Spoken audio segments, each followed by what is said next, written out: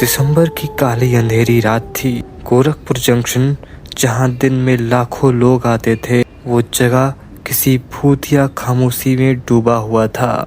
हर तरफ बस ठंडी हवा की सरसराहट और कुत्तों के भौंकने की आवाज सुनाई दे रही थी। रात के 12 बज चुके थे, पर स्टेशन के किसी एक कोने में कोई अब भी जग रहा था। एक 25 वर्ष का जवान लड़का, जिसका नाम राज था, वो बड़ी बेसब्री से गोरखपुर एक्सप्रेस का इंतजार कर रहा था। वो बार बार स्टेशन पर टंगे घड़ी की ओर देख रहा था। दूर एक पोल के पास कुछ भिखारी सोए हुए थे। राज ने देखा कि एक अधेड़ उम्र का भिखारी उसकी ओर बढ़ रहा था। वो राज के पास आया और बोला, तुम यहाँ क्यों खड़े हो? इस वक्त यहाँ कोई ट्रेन नहीं आने वाली। राज ने उसे बताया कि वो गोरखपुर एक्सप्रेस का इंतजार कर रहा है, जो 3 घंटे लेट है। गोरखपुर एक्सप्रेस का नाम सुनते ही भिखारी की आंखें बड़ी हो गई। उसने कहा, अच्छा, तो तुम उस ट्रेन में सफर करने वाले हो। किसी से बात मत करना, चाहे कोई तुम्हारा नाम ही क्यों ना ले। भिखारी की रहस्यमयी बातें राज को अजीब लग रही थी। तभी अचानक रात की खामोशी को चीरता हुआ एक हॉर्न की आवाज सुनाई पड़ा। गोरखपुर एक्सप्रेस प्लेटफॉर्म पर आकर रुक गया। राज अभी भी भिखारी की बातों को सोच रहा था। तभी ट्रेन हॉर्न देकर प्लेटफॉर्म से निकलने लगी। राज दौड़ते हुए ट्रेन के आखिरी डिब्बे में चला गया। भिखारी अब भी रहस्यमयी तरीके से मुस्कुरा रहा था। धीरे धीरे ट्रेन चल रही थी। राज ने देखा कि पूरा डिब्बा खाली पड़ा हुआ था। ना ही कोई सीट पर बैठा था और ना ही किसी की कदमों की आहट सुनाई दे रही थी। थकान के कारण उसने उन सब बातों पर ध्यान नहीं दिया और अपने बगल वाली सीट पर बैठ गया।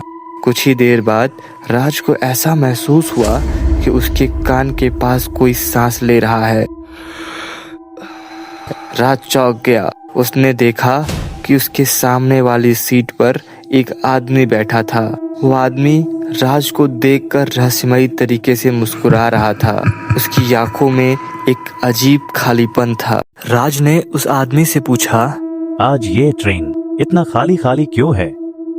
उस आदमी ने राज के प्रश्न का कोई जवाब नहीं दिया और उसे घूरता रहा।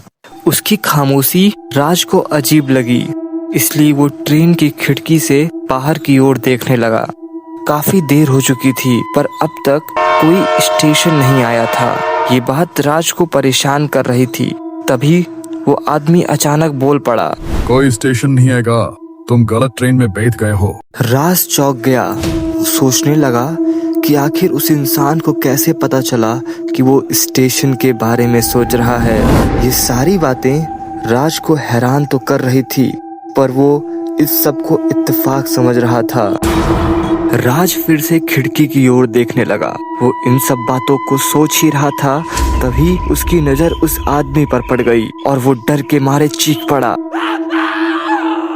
उसने देखा कि उसके सामने बैठे इंसान की शक्ल खून से लथपथ थी। वो तेजी से दरवाजे की ओर भागा और चीखने लगा। तभी अचानक उसके कंधे पर किसी के हाथ का एहसास हुआ।